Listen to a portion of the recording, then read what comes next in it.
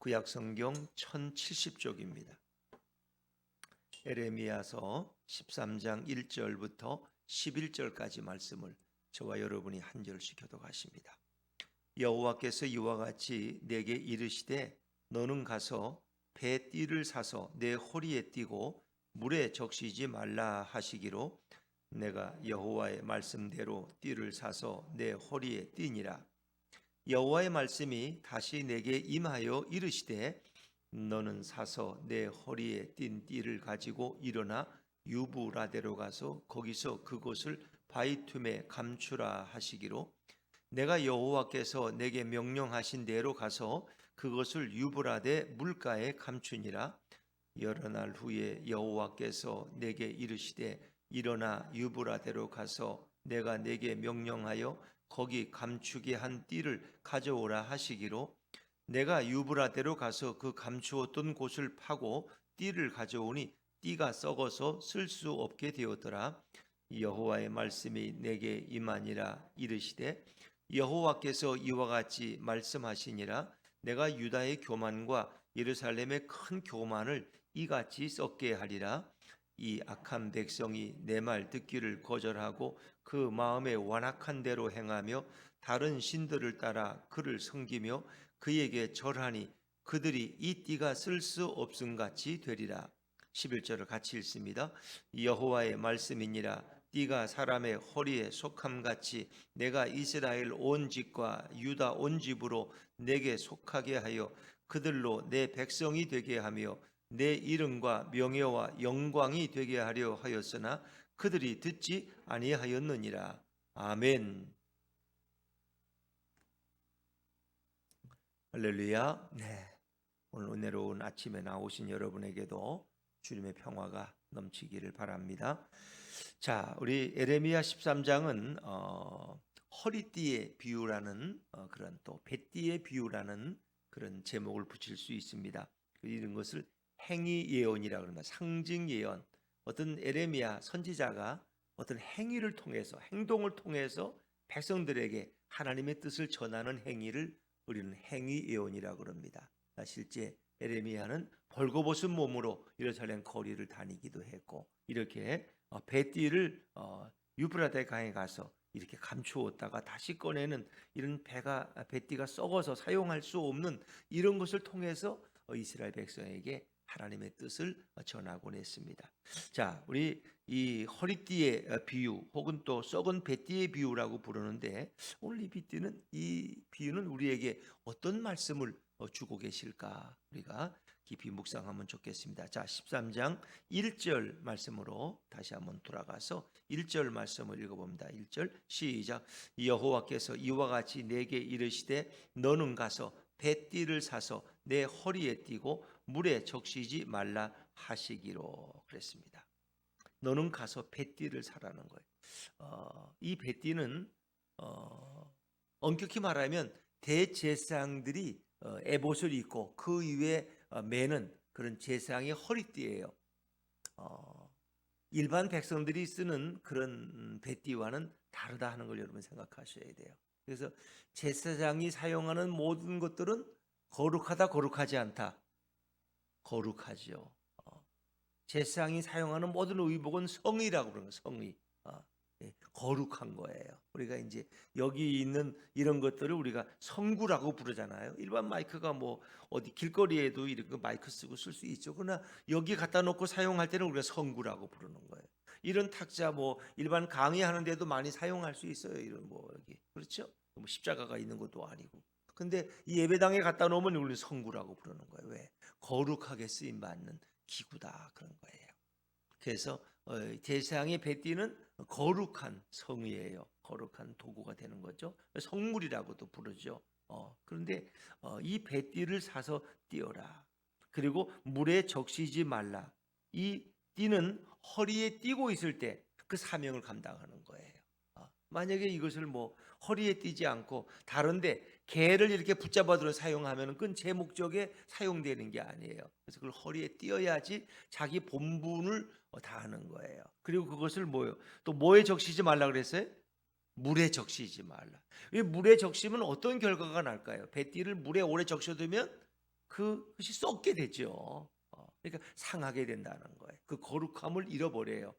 썩으면은 자기 본분을 사용할 수가 없는 거예요. 그래서 그것은 자기가 있을 자리에 있어야 돼요. 너는 가서 배띠를 사서 내 허리에 띠고 물에 적시지 말라. 여기서 말하는 이 띠는 제상의 띠를 말하는 건데, 이 제상에 묶은 이 허리띠는 결국 유대 백성을 말하는 거예요. 유대 백성.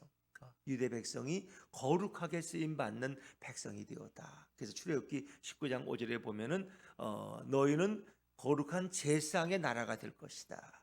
그러니까 많은 민족 가운데 유대 민족은 하나님이 택하셔서 거룩하게 쓰이시는 거예요. 사용하시는 거예요. 이 백성은 거룩해야 되는 거예요. 하나님 앞에서 내가 거룩한 것처럼 너희도 거룩하라. 그래서 우리 예수 믿는 크리스천들을 우리가 뭐라고 불러요? 무슨 무리라고 불러요?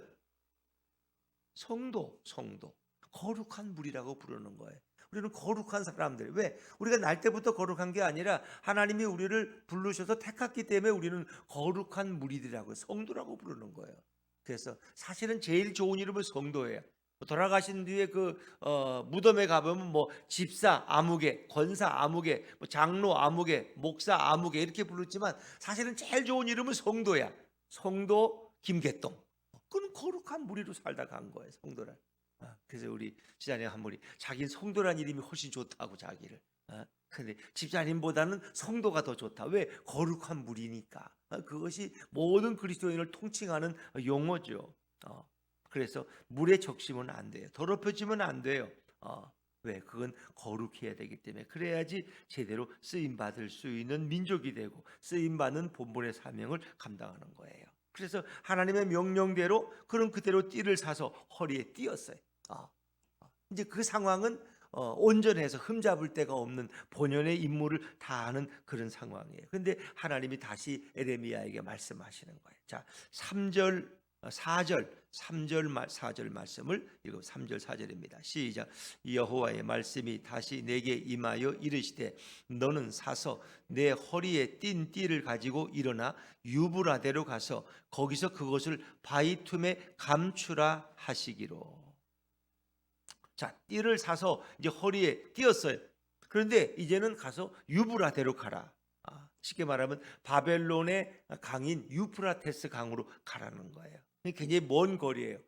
보통 한 250마일, 왕복하면 500마일인데 그 먼 거리를 가라는 거예요. 그리고 거기서 그것을 바위 틈에 감추라. 강가에 있는 바위 틈이라는 것은 뭐예요? 그건 물이 적셔질 수 있는 곳이에요. 거기에 누가 가져가지 못하게 감추어 두어라. 자, 그래서 그대로 순종합니다. 자, 5절 말씀으로 넘어가죠. 5절입니다. 시작. 내가 여호와께서 내게 명령하신 대로 가서 그것을 유브라데 물가에 감추니라. 남들이 가져가면 그 예언이 없어지니까 그걸 잘 감췄어요. 근데 그것은 물이 닿는 곳이기 때문에 이제 그것은 썩겠죠. 자, 그리고 이제 여러 날 후에 한 석 달 후쯤 다시 가서 그것을 가지고 오라는 거예요. 또 하나님 말씀. 그러니까 예레미야는 결국 두 번을 갔다 와야 돼. 바벨론 땅에 두 번을 갔다 와야 돼. 그래서 학자들은 말하기를 첫 번째 갈 때는 이제 아나도 사람들로부터 핍박을 받을 때 그가 거기 있으면 죽으니까 그래서 바벨론 땅에 가서 있다가 돌아왔다. 그 이제 그 시간이 걸렸겠죠. 그리고 돌아와서 있는데 다시 두 번째 이제 유브라데로 가라고 또 하나님 말씀하시는 거예요. 그래서 다시 가서 이제는 그 띠를 찾아오게 되었어요. 자, 6절과 7절입니다. 6절과 7절 시작. 여러 날 후에 여호와께서 내게 이르시되 일어나 유브라데로 가서 내가 내게 명령하여 거기 감추게 한 띠를 가져오라 하시기로 내가 유브라데로 가서 그 감추었던 곳을 파고 띠를 가져오니 띠가 썩어서 쓸 수 없게 되었더라. 띠가 다 썩어서 이제는 허리에 띠고 다닐 수가 없는, 썩어서 못 쓰게 되었다는 거예요.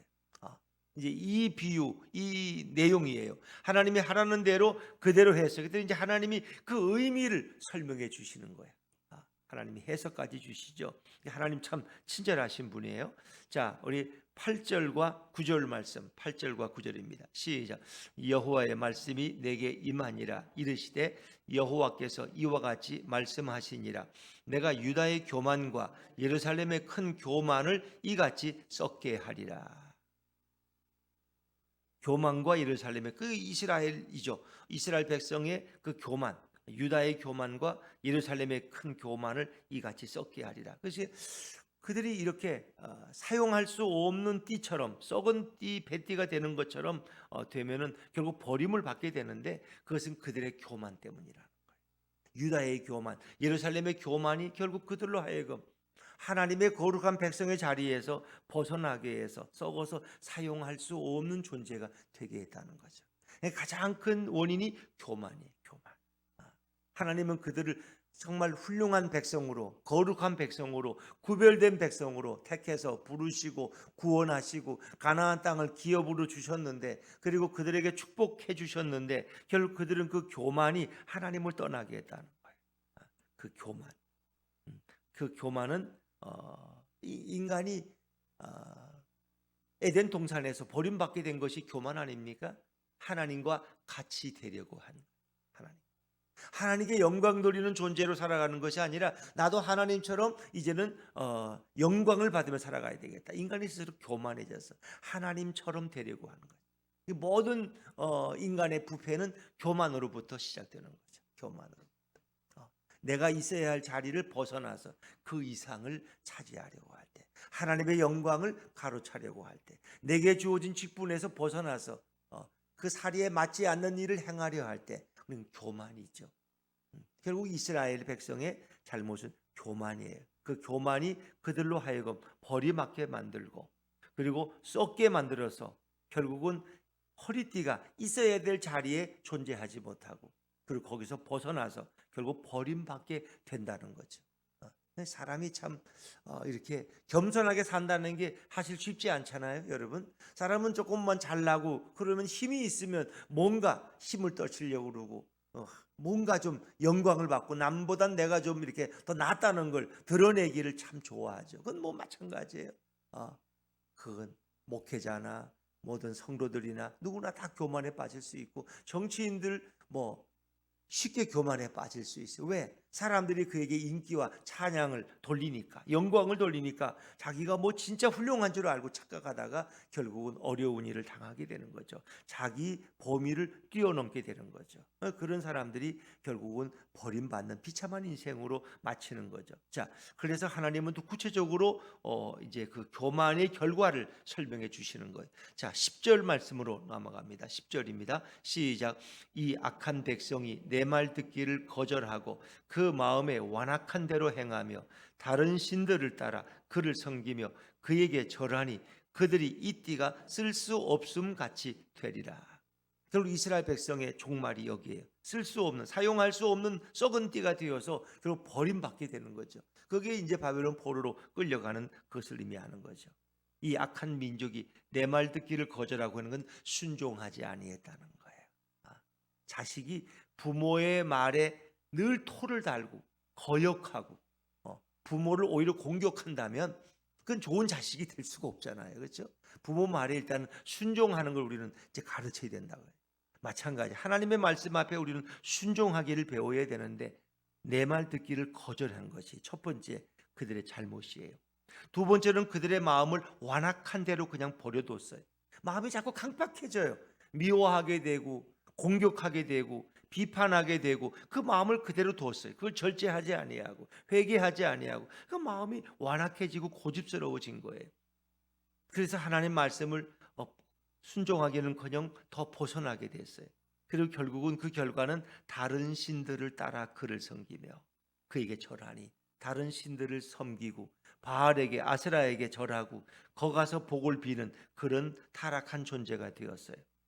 결국 그렇기 때문에 이 띠가 쓸 수 없음 같이 되었더라. 하나님께 영광을 돌려야 될 백성이 우상을 숭배하고 있으니 하나님 앞에 이젠 쓸 수가 없는 거예요. 왜? 그들은 거룩함을 잃어버렸기 때문에. 그래서 결국은 버림받게 되는 것이고, 하나님이 그들을 심판하시는데 바벨론을 불러서 이스라엘 백성을 심판할 수밖에 없었더라. 거룩함을 잃어버릴 때, 그들이 교만할 때 거룩을 잃어버리는 거예요. 하나님이 백성을 택할 때는 아주 귀한 백성으로 쓰시려고 하나님이 그들을 택하셨어요. 근데 그들은 결국은 거룩함을 잃어버렸기 때문에 결국 버림받는 존재가 되어버렸어요. 자, 11절 말씀으로 넘어갑니다. 11절입니다. 시작. 여호와의 말씀이니라. 띠가 사람의 허리에 속한 같이 내가 이스라엘 온 집과 유다 온 집으로 내게 속하게 하여 그들로 내 백성이 되게 하며 내 이름과 명예와 영광이 되게 하려 하였으나 그들이 듣지 아니하였느니라. 듣지 않아요. 띠가 사람의 허리에 속한 같이 내가 이스라엘 온 집과 유다 온 집으로 내게 속하게 하여. 띠는 사람의 허리에 속해. 그리고 띠는 그 자리에 있어야지 그 띠가 아름다운 것이고 자기 본분을 다하는 거예요. 근데 사람의 허리에서 벗어난 띠는 결국 그 사람에게 도움이 안 되고 결국 버림받게 되는 거예요. 이스라엘 백성은 그러니까 여기서 어찌 보면은 이 띠라는 것은 하나님에게 귀하게 쓰임 받는 유대 백성을 가리키는 것이죠. 그러나 그들이 그 띠의 자리에서 벗어났기 때문에, 교만해서 벗어났고 더럽혀졌기 때문에 결국은 하나님께 속한 백성에서 떨어지게 되는 거죠. 그래서 그들로 이제 하나님은 정말 원래의 목적은 내 백성이 되게 하고 내 이름과 명예와 영광을 드러내는 거룩한 백성으로 쓰시려고 했는데 그들이 순종하지 아니하고 듣지 않았고 본연의 임무를 떠나가고 자신을 더럽혔기 때문에 이제는 바벨론에 의해서 심판을 당할 수밖에 없다 하는 것입니다. 그들을 내 백성이 되게 하신 분이 하나님이에요. 그리고 그들 백성은 하나님의 여호와의 이름 그리고 여호와의 명예와 영광을 드러내는 그런 도구가 되어야 되는데 그들은 그 자리에서 결국 버림당하게 되었다는 거죠. 하나님은 우리를 향해서 거룩하라고 말씀하십니다. 내가 거룩한 것처럼 너희도 거룩하라. 그래서 우리는 이 땅에서 늘 회개하고 자신을 돌아보며 살아가야 돼요. 아담과 하와가 범했던 교만함이 우리에게 들어오지 않도록 우리는 늘 자신을 쳐서 복종시키는 삶을 살아야 돼요. 그리고 우리는 내가 있어야 할 자리에 있어야 돼. 여러분, 목사가 여기 강단에서 설교할 때 잘 본연의 임무를 감당하는 거예요. 그런데 목회자가 만약에 저기 정선 카지노에 가서 이 좀 헌금이 줄어가지고 좀 헌금을 채우려고 내가 거기 가서 좀 이렇게 좀 도박을 해야 되겠다. 그러면 그건 아름답지 않은 거예요.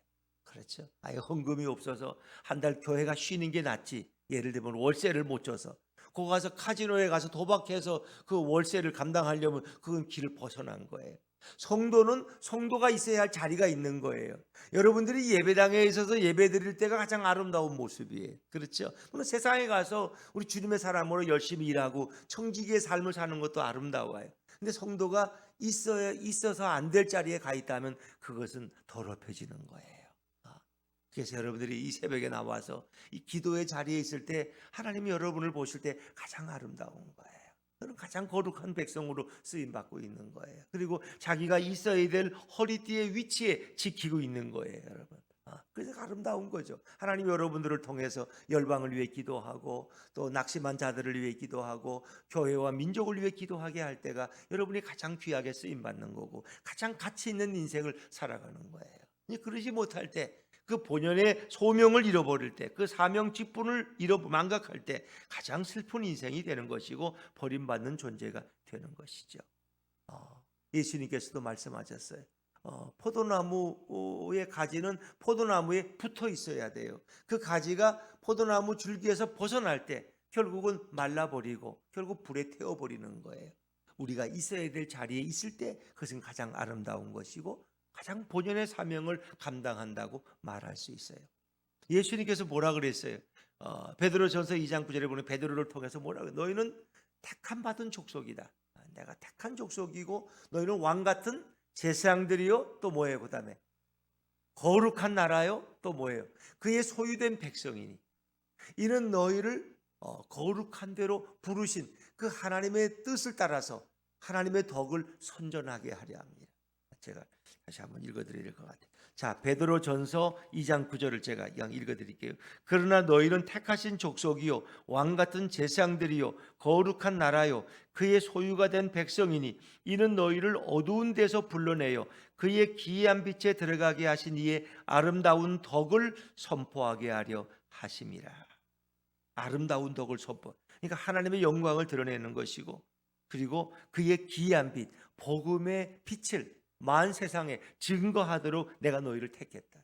너는 택함 받은 족속이요 왕 같은 제사장들이요 거룩한 나라요 그의 소유된 백성이다. 우리는 하나님의 소유된 백성, 하나님의 거룩한 나라요 거룩한 성도라고 우리는 불림 받는 거예요. 하나님 앞에 나아가시는 왕 같은 제사장들로 우리를 부르신 거예요. 그런데 우리가 그 거룩함을 잃어버리면, 있어야 될 자리에 있지 못할 때 결국은 썩은 배띠처럼 쓰임 받을 수가 없고 그 본연의 사명을 감당할 수가 없다는 것이죠. 오늘 이스라엘 백성, 유다 백성이 결국은 교만했기 때문에 하나님을 떠났고 그 썩은 배띠처럼 버림받게 된 인생인 것입니다. 그래서 허리띠는 주인의 허리에 묶여 있을 때 가장 아름다운 거고 보기 좋은 거고 그 사명을 감당하는 거예요. 하나님의 허리띠로 우리를 쓰시는 거예요. 그래서 너희는 진리의 허리띠를 매라고 말씀하죠. 진리의 허리띠. 우리가 하나님의 허리띠가 될 때 얼마나 아름답게 쓰임 받는 거예요. 내가 있어야 될 자리에 있게 되고 이 땅에서 거룩함으로 자신을 돌아봄으로써 정말 주님의 사랑과 축복을 누리며 오직 예수님만 모시고 살아가는 우리 모든 성도들 되시기를 주의 이름으로 축원합니다.